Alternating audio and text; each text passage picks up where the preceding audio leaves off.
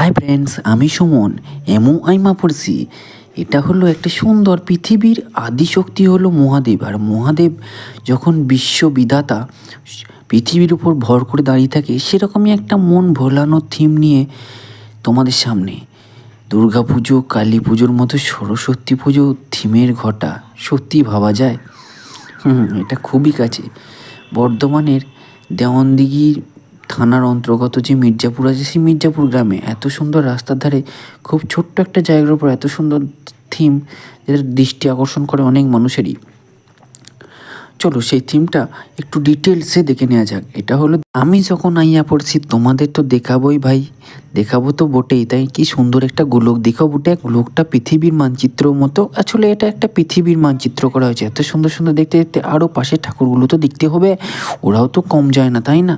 ওরাও খরচা করছে, এত সুন্দর সুন্দর ঠাকুর এনেছে বটে, প্রোগ্রাম করছে বটে। ওদেরগুলোকেও দেখে মা সরস্বতীর কাছে একটু দাঁড়িয়েছি, তাও বুকটা ঢিপ ঢিপ ঢিপ ঢিপ করছে।